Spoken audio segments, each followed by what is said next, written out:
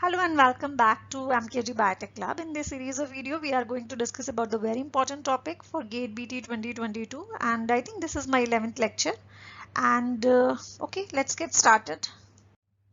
So today's topic is plant growth hormones or plant growth regulators. So I think ये जो है आपका ये प्लांट बायोटेक्नोलॉजी का पार्ट है और मे भी हो सकता है आपने प्लांट बायोटेक्नोलॉजी ना पढ़ा हो क्योंकि कुछ बच्चों ने जो आपका अगर आप बीटेक कर रहे थे तो आपके ये ऑप्शनल इलेक्टिव में आता है जहाँ पे animal biotech and plant biotechnology में आपको ऑप्शनल रहता है, आपको एक पिक कर सकते हो। तो हो सकता है ना पढ़ा हो, तो अगर आपने नहीं पढ़ा था प्लांट बायोटेक्नोलॉजी तो इस टॉपिक को आपको स्किप नहीं करना है, आपको इस टॉपिक को लेके चलना है और इस टॉपिक में एटलीस्ट जितना मैं आपको बताने वाली हूँ उतना आपको पढ़ के जाना है। ठीक है, ये एक ऐसा टॉपिक है जिससे क्वेश्चंस डायरेक्ट आते हैं, कोई भी इनडायरेक्ट क्वेश्चन नहीं आएगा या मैनिपुलेटेड फॉर्म में आपसे नहीं पूछ लिया जाएगा, आपसे डायरेक्ट पूछा जाएगा। क्वेश्चंस किस फॉर्म में आते हैं वो मैं अभी आपके संग डिस्कस करती हूँ। Okay, so first these hormones are divided into two categories, natural and synthetic. Natural में आपके again दो category में divide है, some are plant growth promoters and another category is inhibitors. That means ये जो तीन category में दिया है ऑक्सीन, जिब्रेलिन एंड साइटोकाइनिन, ये कहीं ना कहीं कोई ऐसी आपकी प्रोसेस होने वाली है प्लांट की लाइफ साइकिल की जिसको ये प्रमोट करती हैं या एनहांस करती हैं। ठीक है, मतलब वो प्रोसेस जो हो रही है उसमें हेल्प करने का काम कर रही हैं।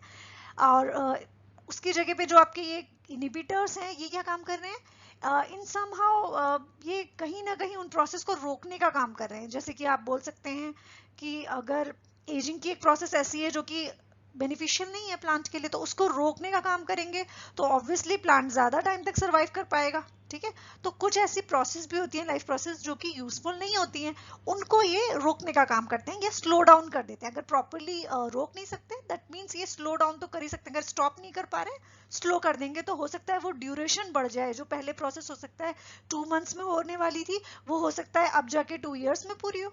ठीक है, तो ये इनहिबिटर की तरह काम करते हैं। इसके अलावा वन मोर थिंग, जो आपका इथाइलिन हार्मोन है इसके कुछ फंक्शंस जो है प्रमोटर की तरह भी हैं, कुछ पर्टिकुलर प्रोसेस में ये एनहांस भी करता है। ठीक है, तो क्वेश्चन ये भी कई बार आया है कि which hormone act as both plant growth promoter as well as plant growth inhibitor, तो उस केस में आपका आंसर होगा ethylene. Okay, now synthetic hormones है आपका NAA24D 245T। तो अगर आपसे डायरेक्टली पूछा जा सकता है इनमें से कुछ भी ऑप्शन में देखिए कि विच one of the following is a synthetic hormone, और मे बी इस तरह से पूछा जाए विच one of the following is not a synthetic hormone. ठीक है, तो क्वेश्चन दोनों टाइप से आ सकता है। Now let's discuss some more functions about these plant growth hormones. Okay, so हमने देखा abscisic acid and ethylene, these are our inhibitors and these are our promoters, ये कहीं ना कहीं प्रमोट करने वाले हैं। Auxin, cytokinin and gibberellin. Auxin के फंक्शंस देख लेते हैं। सेल डिवीजन एंड डिफरेंशिएशन में हेल्प करता है, stem and root elongation, growth and branching. Stems में ब्रांचेस होती हैं उनको हेल्प करने का काम कर रहा है या प्रमोट करने का काम कौन कर रहा है, ऑक्सीन।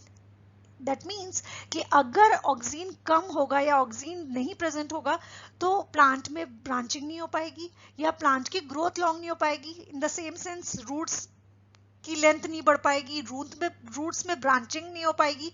ठीक है, तो दोनों चीजें डिपेंड कर रही हैं डायरेक्टली ऑक्सीन पे। नाउ एपिकल डोरमेंसी को भी प्रमोट करता है। Next is cytokinin. साइटोकाइनिन आपका हेल्प कर रहा है सेल डिवीजन डिफरेंशिएशन में। यहाँ आप देखोगे कि ऑक्सीन भी हेल्प कर रहा था सेल डिवीजन एंड डिफरेंशिएशन में, but cytokinin itself is sufficient for the cell division and differentiation. ठीक है, इनकेस अगर साइटोकाइनिन की अमाउंट कम है उस केस में ऑक्सीन का ज्यादा रोल है। Although cytokinin is also responsible in your cell division part, that is meiosis and mitosis की जो प्रोसेसेस होती हैं या आपके न्यूक्लिक एसिड्स हैं DNA RNA, ठीक है, इनकी सिंथेसिस में ये ज्यादा रोल प्ले करता है। ठीक है, लेटरल ग्रोथ में and producing leaves and flowers.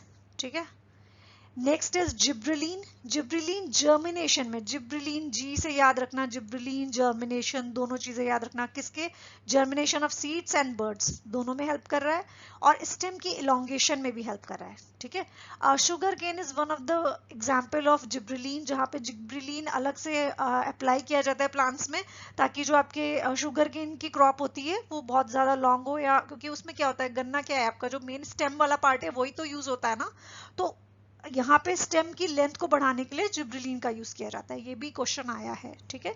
तो स्टेम एलोंगेशन में डायरेक्टली जिब्रेलिन का यूज रोल है। नाउ नेक्स्ट है आपका इथाइलिन।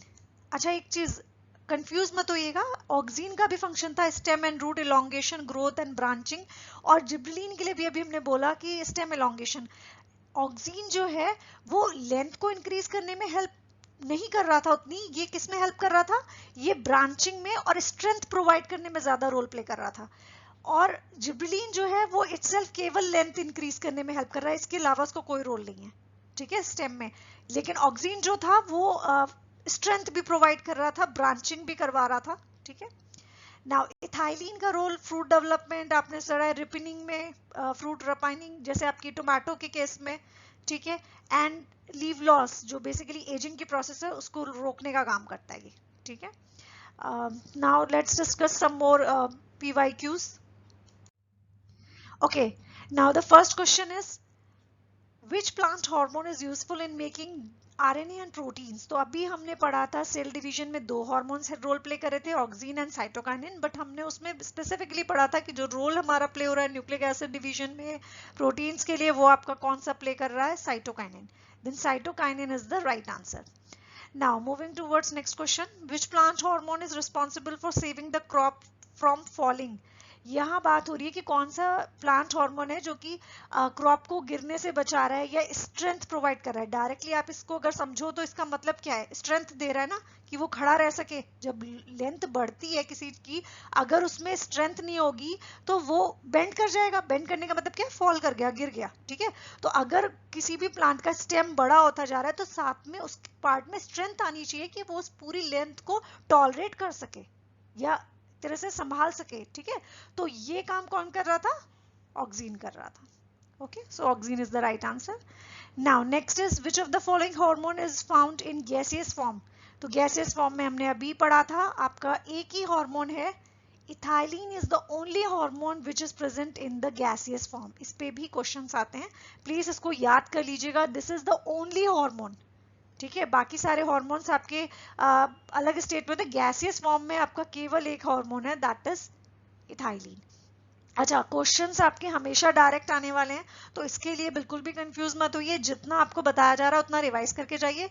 हाँ, एक इंपॉर्टेंट ट्रिक जो मैंने आपके संग पहले भी शेयर किया, अभी भी कर रही हूँ, कि क्वेश्चंस हो सकता है या तो मैच द फॉलोइंग फॉर्म में आए, डायरेक्ट आते हैं तो वेल एंड गुड, वहां तो आपको पता ही कि अगर आंसर आता है then you can attempt the question, otherwise skip towards the next question. But अगर क्वेश्चंस आपके मैच द फॉलोइंग आते हैं, वहां हम एलिमिनेशन टेक्निक अप्लाई कर सकते हैं।